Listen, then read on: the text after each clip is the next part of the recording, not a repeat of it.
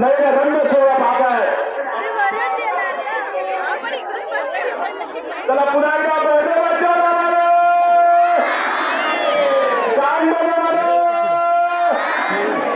कलश बसल्यावर हाताची फुलं टाकायची. तोपर्यंत मनामध्ये भैरवाचं स्मरण करायचंय. मूर्ती आठवायची आहे. हे काल भैरवनाथा गेली 2-4 वर्ष मी तुझ्या प्रतीक्षेत होतो.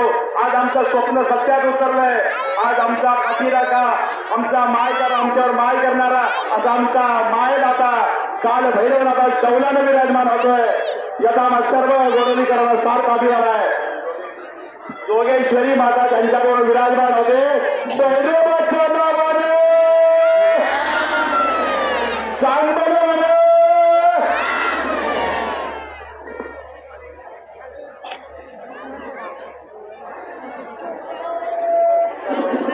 लगेच दुसऱ्याकडे सुद्धा त्या ठिकाणी जाणार आहे.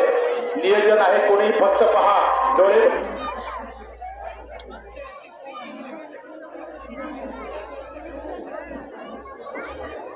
काय सांगायचं परी तिथंच थांब.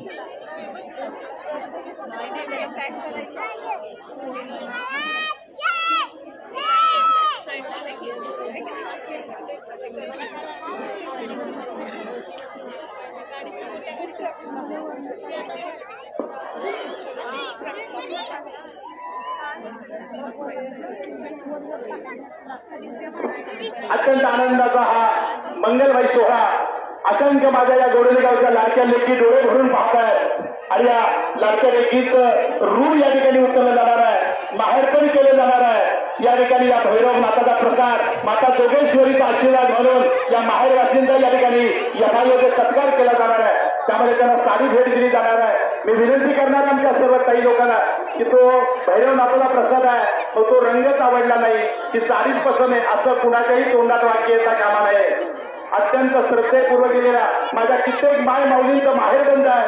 माहेरी कोणी नाही आहे पण त्यांच्या पाठीशी हा भैरव आणि ही पंच कमिटी सतत उभी आहे. आणि त्यांनी मोठ्या श्रद्धेनं या ठिकाणी आपल्या सर्वांना भेट म्हणून जी वस्तू दिलेली आहे तिचा आपण सौजन्य सत्कार करत आहे.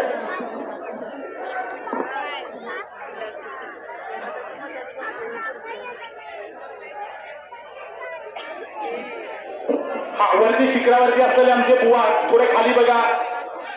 शिखरावरच्यांना कशाला खाली बघा.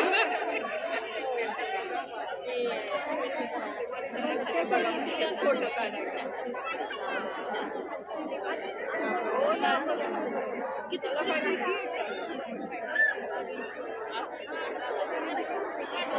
वरती 2 मिनिटं थांबा अशी सूचना आहे. माधव काय सांगायचे का माधव?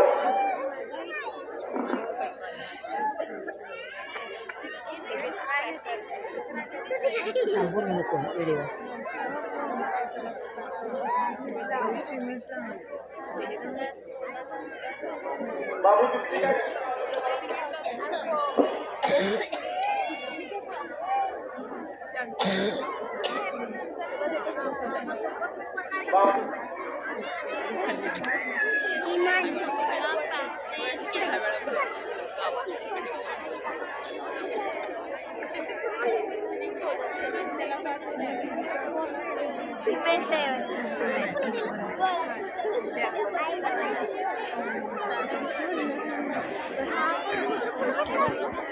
घेतले.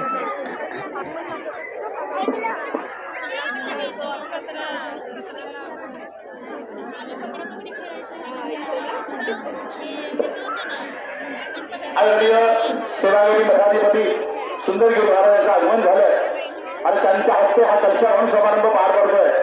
त्याच्या अगोदर आपल्या गोडली गावचं एक हर होणारी व्यक्तिमत्व, सर्वांच्या हाकेला ओ देणारं, प्रत्येक धार्मिक कार्यामध्ये सहभागी असणारं, वेळ प्रसंगी स्वतःची पदरमोड करणारं पण त्या कार्यामध्ये झोकून देणार असं एक वेगळं व्यक्तिमत्व म्हणजे आदरणीय आमचे विलास दादा यांच्या हस्ते आदरणीय महाराजांची पाठ्यपूजा पार पडली. उभयता सपत्निक यांनी पूजा पार करून आज हा मंगल कलश सोहळा या ठिकाणी त्यांच्या रूपाने पार पडतोय. खरोखर नानांचं सुद्धा या ठिकाणी फार मोठं योगदान आहे. त्याचबरोबर तमाम गोडोली ग्रामस्थ यांचं सुद्धा यामध्ये प्रचंड योगदान आहे. गेले 2-3 दिवस अत्यंत भक्तियुक्त अंतकरणानं अत्यंत आनंदी असा हा माहोल या ठिकाणी समस्त गोडोलीकर ग्रामस्थांनी करून मोठ्या श्रद्धेनं हा कलशारोहण सोहळा या ठिकाणी पार पडतोय. अनेक माहेरवासींनी कालच या ठिकाणी दाखल झाल्यात. बघा सगळ्यांचा ओढ गोडलीकडे यायचा लागला. केव्हा एकदा गोडलीत जाऊन माझ्या भैरवाला कळस डोळ्यानं पाहिजे, मूर्ती कधी पाहिजे अशी आस प्रत्येकाला लागलेली आहे.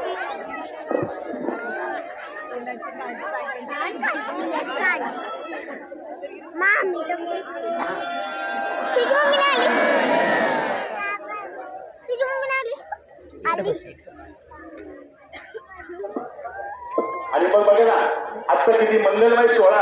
अहो मंडळी रोज 12:30 वाजता केवढं ऊन असतं इथे, पण आज बघा ना आज सूर्यदेवानं सुद्धा आपल्यावरती कृपा केली. आज त्यानं सुद्धा हजेरी लावली आणि माझ्या या माय मावल्या सगळ्या बैठकीवरती बसतील, त्यांना उन्हाचा त्रास होईल यामुळं स्वतः सूर्यदेवानं हजेरी लावून या ठिकाणी अत्यंत माहोल असा वातावरणाचा तयार केला. जास्त ऊन पण नाहीये, जास्त सावली नाहीये, वातावरण एक वेगळा उत्साह. पंचतत्वातल्या सर्व देवदेवता आजच्या या कार्यक्रमासाठी विविध रूपामध्ये सहभागी झाल्यात आणि माझ्या या भैरवनाथाच्या कलशाला मन भरून आशीर्वाद देत आहेत. समस्त ग्रामस्थांना आशीर्वाद देत आहेत आणि अत्यंत चांगलं मांगल्याचं कार्य तुम्हा सर्वांच्या हाताने पार पडत आहे. एकदा जोरात म्हणायचं सर्वांनी, भैरवाचा नावा रे. पोपटराव कोपऱ्यात आवाज येत नाहीये, भैरवाचा